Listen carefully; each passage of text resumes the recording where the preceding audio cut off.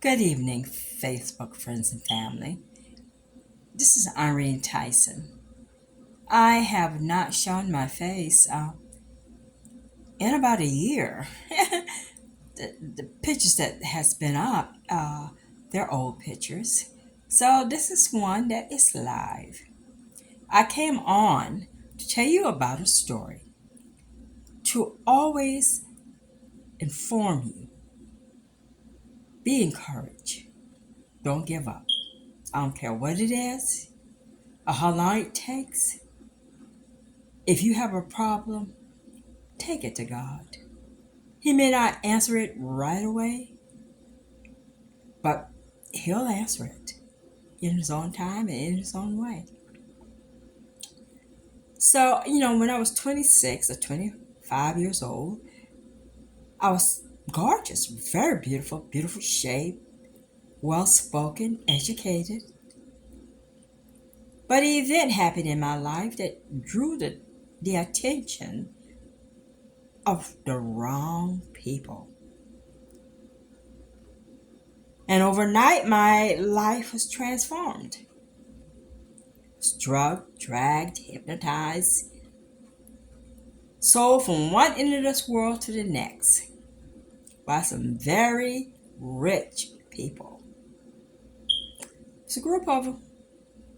Yes, sold on the open market like a black slave. They made money, lots of money, and they did it for decades. Did more than that. I struggled for decades to just deal with it.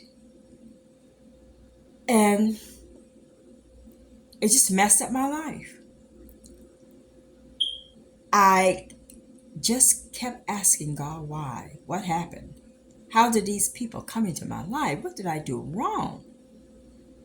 That these people would take such an interest in me and pedal me up and down the road. So here I am, after all these decades of praying. God answered my prayer. Because these people are always undercover. What I mean undercover, it's like they will send somebody else in their place. I rarely got to see them in person and up front close. That was a rare thing. But they'll send their little, what you call, bodyguard or whatever you would call the little people, chauffeur or whatever, to pick me up and take me to the airport. Drugged, dragged, and sometimes hypnotized. I'm walking. You think I know what I'm doing? I don't know what I'm doing. I'm hypnotized. But then, they had their little groups of women that came in, got me dressed, put my makeup on, dressed me up fine. And here I am flying all over the world being sold to these filthy rich men. All over the world. People you wouldn't think that would do such a thing like that. And that's why you don't see movie stars and celebrities on my Facebook page. If they're there, I didn't put them there. Because I already know what I went through all those decades. Well, anyway, fast forward, 64 years old. Well, 1986, 64. I'm claiming 64. You do the math. In 1986, I was 26 years old. In 1986. Well, anyway, fast forward, I somehow happened up in this little small town, this little hideaway. And it's like a puzzle getting out, to tell you the truth, a puzzle. But anyway, so I'm feeling down because I'm trapped once more. And I was up in my little tiny office upstairs and just praying and asking God. I said, I prayed this prayer to you all these years and you haven't answered my prayer. I said, you let them get away all these years with all the things they did to me. And I never did nothing to them. And I don't know how they got into my life. just that I was connected to some of the most vicious people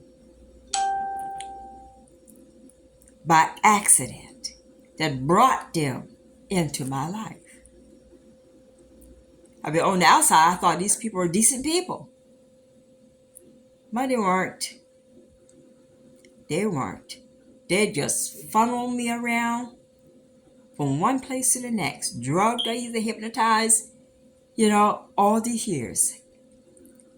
So, fast forward here, with so-called Esther, South Carolina. Well, anyway, I'm sitting up in my office, and, I'm near tears. Because it seemed like God just didn't answer my prayers all these 40 years. He's letting these people get away with what they did to me. So while I had the computer up and I was searching for places that I would like to move, all suddenly a note came up.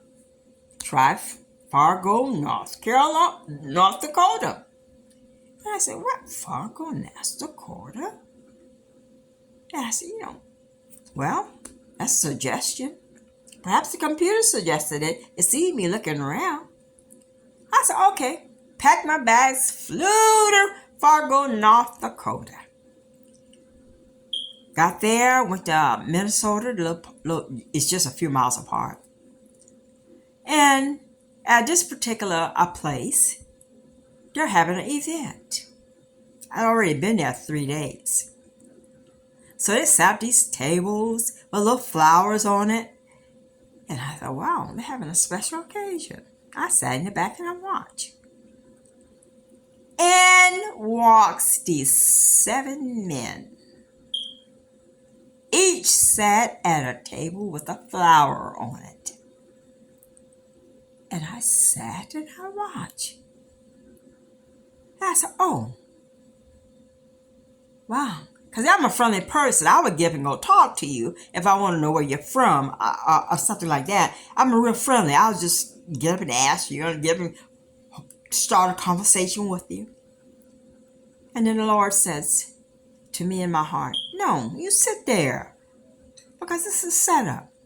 When you go to talk to anyone, the first one you talk to, that's the one that gets you. And I looked again and I recognized him. I said, oh. And I look again. I said, yes, I recognized them.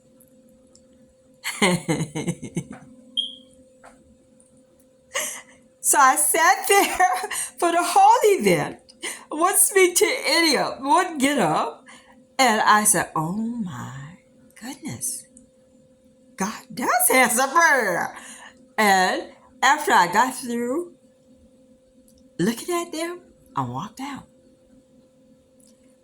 And the next day, I caught a bus. And I went to the bus station. And so I told the girl at the bus counter, I said, I got a certain amount of money. Just suggest me a city that get me there with this amount of money. Because I just got to get away from this place. Because I know when them 7 shows up, something is happening. Because these are filthy, rich men. Not just ordinary men. You know what I mean? They run things. The ordinary men, they run things. Well, anyway, so she said, oh, I suggest Minneapolis. And my mind said, now why would she suggest that? And you know me, curiosity. So I said, you know what? Follow the lead, see where it goes. I hopped the bus, goes to Minneapolis. And wow. Down the escalator to a great event. Oh boy. I said, well, I know what this is about. I don't got time for that. And then back and forth to different places, living. And then I decided to come home. Because God said, one morning I got up. He said, this is your day. You leave. Packed my bags and walked. Caught the metro line to the airport. Sat there. and walks the rest of the crew. Okay, so let me entertain this for a while. Of course I did. And I got to meet the rest of the men. Now here I am, and I'm cool as a cucumber. I'm acting absolutely confused.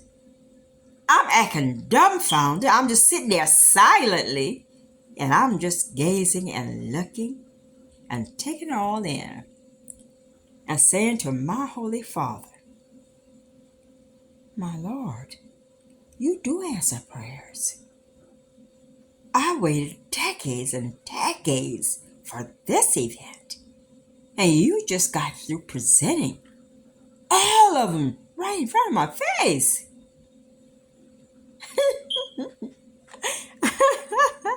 Of course, I'm acting like the woman that just don't know what happened to her and what's going on. I'm just sitting there looking and staring. I'm taking it all in and giving God the glory. So the next day, I hopped a plane and came back here. Okay, I'm processing it. Then all of a sudden, everything just starts spinning. I mean, things start happening so fast. Was a TV production and this and that. And I said, now when did I join a TV production? And so on Christmas Day was the worst day I had. And sitting here, and I was praying, and tears were running down my eyes because I just wasted over 60 years of my life being shuffled from one corner of the world to the next corner of the world by these men making money off of me. Okay, so God says to me, didn't I send you to Fargo, North Dakota, to answer your prayer? You've told me all these years, all you wanted to do is look them in the eye. But they kept hiding behind the curtain. Always got somebody else up front for you to see. I said, yes, God. He said, well, when you got there, did you meet him? I said, yes, God. And he said, now, didn't I take you all the way to Minneapolis? But you didn't plan to go there, but you got there. Did you meet the rest? I said, yes, Lord. He said, now, I am the God that created this world. What city, what people is stronger than me when I created this world? And so he sent me to the book of Isaiah, 40th chapter, and I was reading. And the last verse of that book says, those who wait upon the Lord will mount up on eagle's wing. They shall run and not be weary. They shall walk and not faint. And as I'm reading that was the last verse of that 40th chapter. And then it says in the other chapter, God said, who am I? I created this world. Is there any place I don't know in this world when I created it? This is what the verse is saying, as I read it. And then it sent me to a verse in Genesis. That's when Joseph is talking to his brothers about how terrible they treated him. And he says, you did it for harm, but God did it for my good. Because of what you did, I'm now able to save all of you. But if you didn't have terribleness and evil in your heart toward me, I wouldn't have been able to come back and save all of my people. And so I said to myself, I said, now God, that's something else. That's strong. And then all of a sudden, the verse hit me. As I was sitting there sad and heartbroken, God says, be still Let God fight your battle. Haven't I kept you all these years? Haven't I kept you? Yeah, they misuse you. They abuse you. They sold you up and down the corridors of this world, but didn't I keep you? You gave me a prayer when you was just young in your 20s. You said, God, I want to know who's doing this to me. I want to know who has just ripped my life apart and did all this terribleness to me and my family. Didn't you say that prayer to me? I didn't tell you I was going to answer you right away. First of all, I had to prepare you for when I answered it. And didn't you get that answer when I sent you to Fargo, Minnesota, and Minneapolis? Didn't you get the answer that you asked me for in your 20s? I said, yes, Lord. He said, just be still. I got this. Keep on praying. I got you here for a reason. You didn't just happen to be here. They didn't happen to sit you here. You're here for a reason. So let me handle this. So I'm telling you, I don't care how long it's been. You keep the faith and keep praying and keep waiting on God. Because when you least expect it, God have answered your prayer. Have a good night, Facebook friends and family. This might get on the air because he's in my phone and he keeps tab of everything I say and do. Keep his money rolling. His so-called TV show. I didn't sign any contract. He might just edit that out. But that's okay. You learn to wait on God. Never give up hope, Facebook friends and family. God answers all prayers all the time.